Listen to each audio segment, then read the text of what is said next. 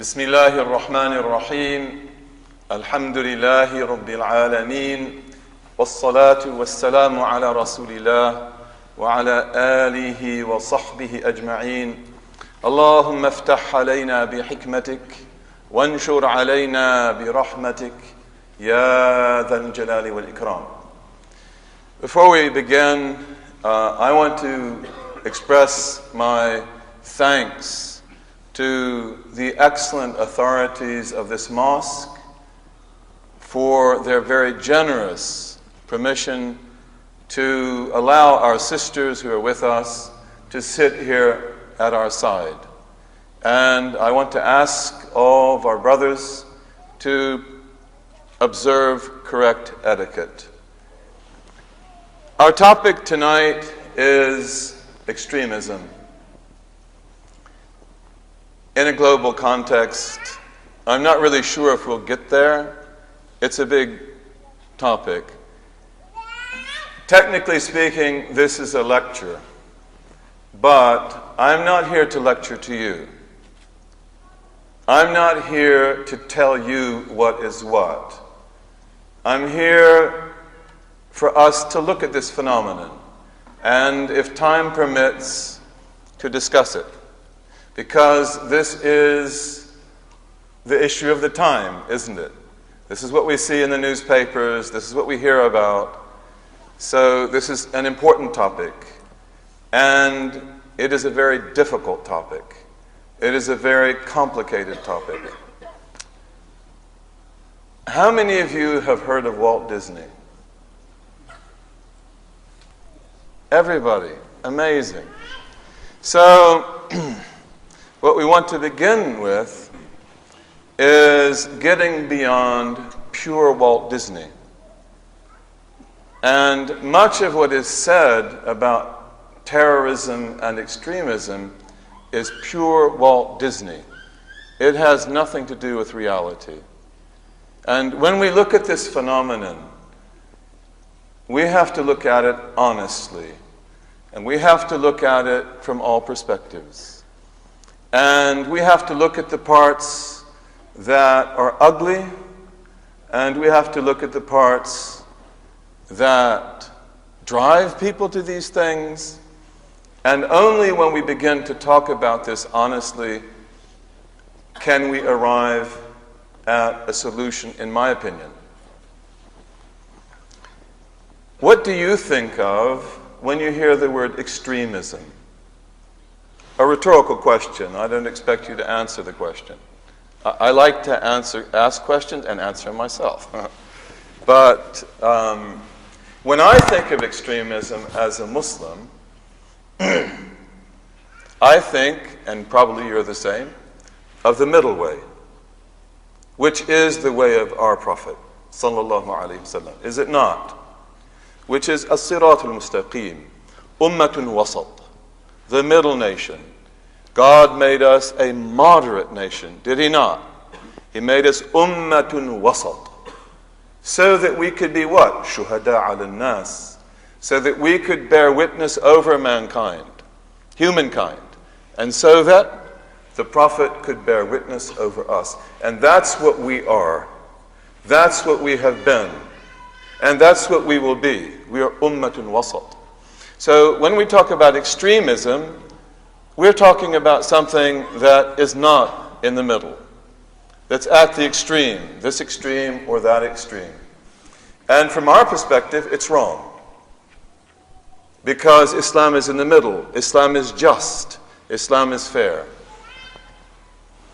We hear this word in the press all the time.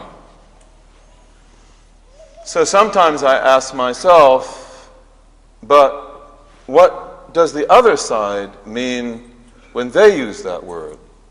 In other words, if I think of extremism and I imagine the middle way, which is what it implies to me as a Muslim and to you, then it may be that other people use the word and they think of something else, such as you are extreme and I am not.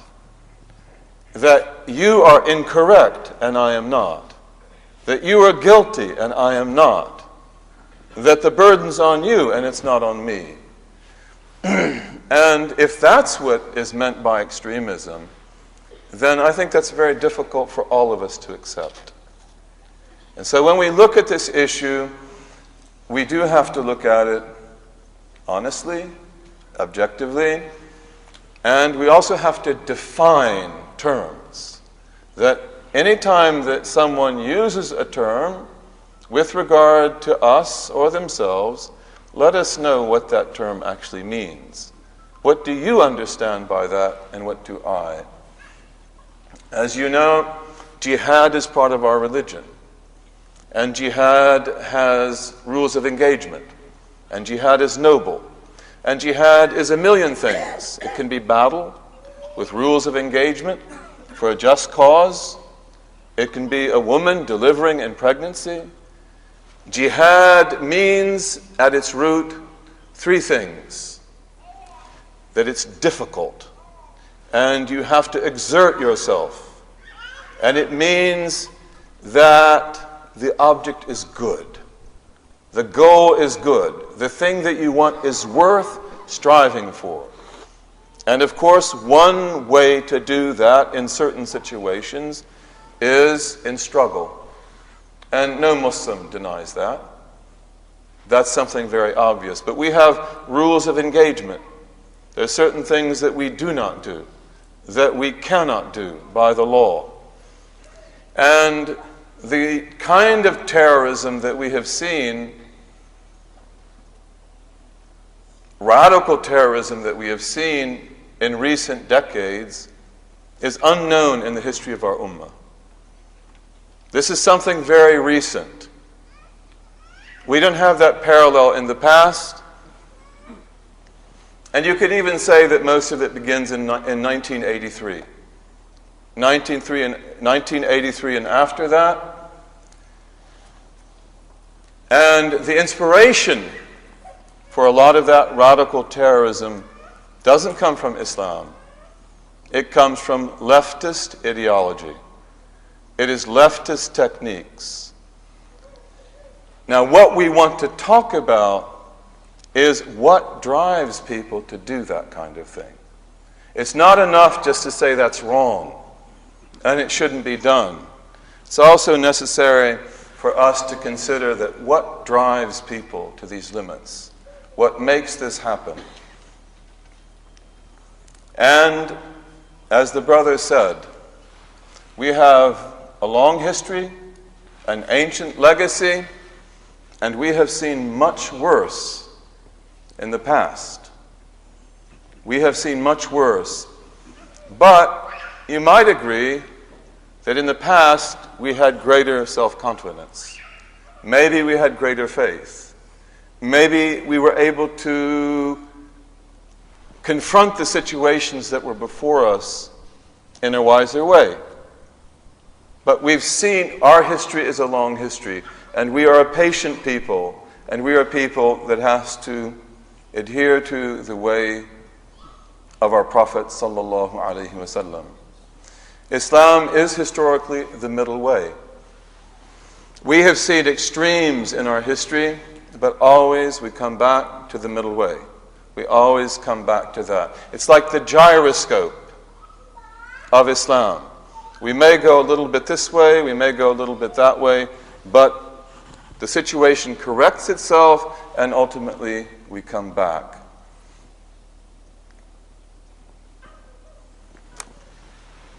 So, as we continue to talk about this subject, I think something that is very important, to be very honest about this subject, is that extremism never occurs in a vacuum.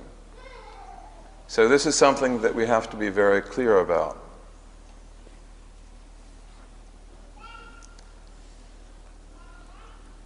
And all of that is what I would say getting beyond pure Walt Disney.